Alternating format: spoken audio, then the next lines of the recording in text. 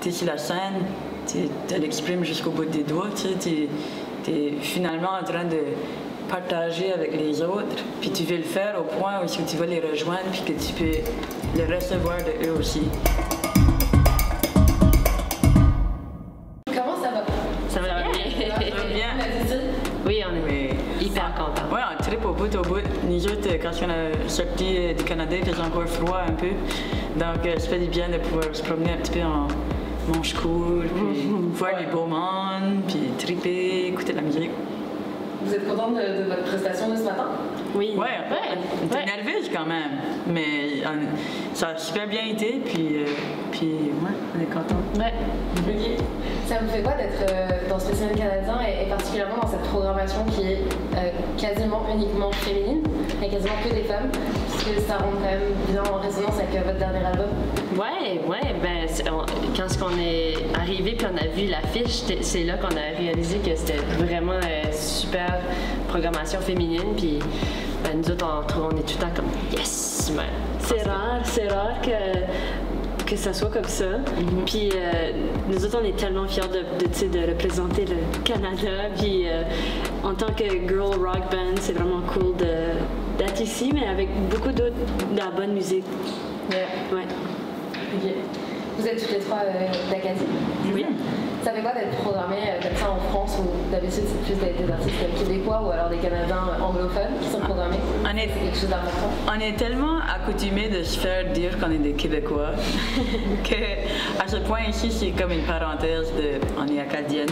Mais c'est cool quand même parce que souvent on est les seuls hors Québec parmi les Québécois. Mais là, il y avait aussi un groupe, ça s'appelait Living Hour. Living Hour, ouais. qui vient de Winnipeg au Manitoba, qui est une ville qu'on va souvent à en fait. Donc c'est cool de partager être les hors Québec avec d'autres mondes. C'est cool quand ce que les gens mais souvent justement on se fait adresser les Québécoises, puis là on les explique c'est quoi l'Acadie, puis il y a quand même une grande relation avec la France, fait que on est tout le temps contents de l'expliquer, puis les gens sont contents de le recevoir aussi. Ouais. Pour nous autres, c'est toujours, je pense, important, puis on est tout le temps contents de venir jouer dans la francophonie mondiale, peu importe c'est où, de juste faire partie de cette communauté-là, c'est tout le temps une fun, puis on fait toujours des belles rencontres. Puis nous autres, ça nous inspire aussi pour découvrir d'autres musiques francophones d'ailleurs. Puis le plus en plus quand on vient en France aussi, on commence à voir beaucoup plus comment cool que la France, c'est vrai. Puis comme des affaires comme Printemps de Bourges, c'est une belle preuve de ça justement. On voit vraiment la crème de la crème, des affaires très attirantes pour les petites Canadiennes qui s'en viennent en France justement. Ouais. Donc du coup vous êtes un peu honorés de... Oui, absolument. Yeah. Ok. Est-ce que vous pourriez un peu nous parler de votre dernier album, La Boîte aux Lettres, qui est écrit de manière assez spéciale quand même? Oui, mais premièrement, la façon dont on parle est comme un mélange entre le français et l'anglais. Ouais. Juste pour petite parenthèse. Donc, c'est ça. On a écrit. Julie et Catherine, dans le fond, ils collectionnent du linge vintage. Puis ils se sont fait appeler pour aller à une maison qui se faisait vider. Puis il y avait un grenier avec plein de linge vintage. Ils ont passé là-dedans, ils ont tout ramassé pour un village quasiment. Puis parmi le linge, ils ont trouvé un sac rempli de lettres. Il y avait comme peut-être une 60aine de lettres. Puis les lettres, ça venait des années 60. Il y avait genre 4 ans de lettres. Puis c'était une jeune femme dans sa début vingtaine qui venait de Moncton, la ville où les Hey Babies sont basés mettons. Puis elle écrivait, elle avait déménagé à Montréal dans les fins 60, puis elle écrivait à sa mère, puis sa mère a tout sauvé les lettres. Donc, on a juste une direction de la communication entre cette fameuse femme qui s'appelle Jacqueline ou Jackie, qu'elle écrit à sa mère. Donc, à lire les lettres, on a vraiment découvert beaucoup d'affaires à propos d'elle. On a découvert que c'est quelqu'un qui était vraiment matérialistique. on a découvert que c'était quelqu'un, une femme qu'on ne s'attendait pas de ces années-là, qui nous a quand même présenté beaucoup de liberté. Surtout le fait qu'elle parle de tous ses amants, qui changent quand même assez souvent, puis qu'elle raconte tout ça à sa mère. Puis qu'elle parle de ses expériences, elle voulait devenir top modèle, elle voulait, tu sais, puis elle écrivait ses lettres des fois juste pour prouver à sa mère qu'elle savait pogner une bonne job, tu sais, dans un office assez. Elle écrivait en utilisant des fois du papier qui venait de l'office avec le logo et tout. Donc les lettres étaient juste déjà attirantes. Puis à lire dedans, il y avait tellement d'affaires inspirantes que c'était comme regarder un film juste pour toi. Puis finalement, c'est ça, on n'a pas pu s'empêcher. Quand on a découvert les lettres, c'était la première fois qu'on a réalisé que on fait un album concept. Donc, ça fait une ligne directrice quand même. Parmi ça, on s'est demandé, on s'est posé des questions de comme qu'est-ce que sa famille disait, qu'est-ce qu'elle vivait, où est-ce qu'elle s'était rendue après, parce qu'on a fait tellement de recherches.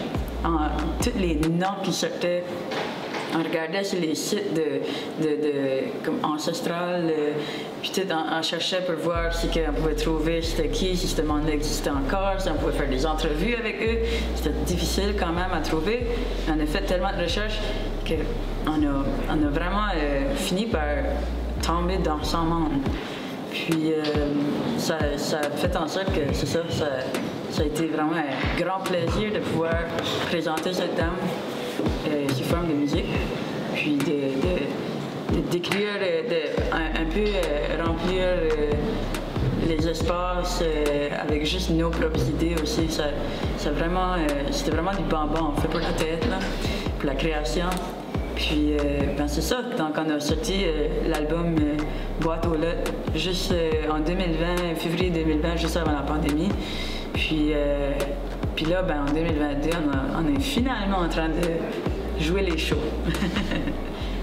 Ok, mais du coup, cette histoire, au final, elle rentre aussi un petit peu en résonance avec ce que vous vivez en tant que caucasienne, en tant que femme, tout ça. C'est ça qui est drôle aussi là-dedans tout ça, parce que je vais pas parler all the time, là, mais ça qui est drôle là-dedans ça, c'est que les filles, eux, ils habitaient à l'entour de Moncton, puis moi, j'habitais à Montréal là, dans ce temps-là aussi.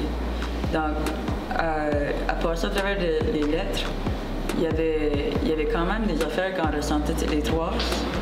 Puis il y avait beaucoup comme juste des étapes de la vie, tu sais, qui, même après 40 ans, qu'on les vivait nous autres aussi. Puis, on s'est vraiment trouvé là-dedans aussi. Dans le fond, Jacqueline, c'est autant nous autres que c'est elle, dans le sens que on l'a bâti un peu sur une squelette, tu sais. Donc, c'est ça. Et du coup, j'imagine que par rapport au fait de jouer de la musique comme ça en France, il y a aussi cette dimension-là qui est hyper importante de montrer une identité qui est propre à l'Acadie et de musicienne acadienne. Nous autres, je pense que cette identité-là acadienne, on se fait souvent associer avec comme la fête, la joie de vivre, le sens d'humour, de ne pas se prendre au sérieux. C'est comme, nous autres, on voit l'Acadie un peu comme ça. C'est une partie du Canada qui n'est pas encore développée. C'est pas hyper touristique. C'est un peu pauvre. C'est un peu comme arriéré dans le temps. Puis, nous autres, on est très fiers acadiennes. On aime de le promouvoir, de l'expliquer, d'en être preuve que c'est une belle place où il y a encore des personnes qui parlent français. Puis dans notre show, je pense que c'est ça qu'on aime refléter, c'est qu'on aime rire, on aime parler aux gens, on va s'habiller de façon colorée, on va danser, puis c'est juste si pendant un moment qu'on peut avoir un show où le monde danse avec nous autres, puis qui ont du fun, que la musique soit le fun. C'est ça qu'on essaie de représenter, je pense, avec notre culture acadienne. Puis aussi, on aime montrer que l'Acadie, c'est pas juste des violons puis des accordéons puis des gens qui sont habillés comme s'ils sont dans les 1800.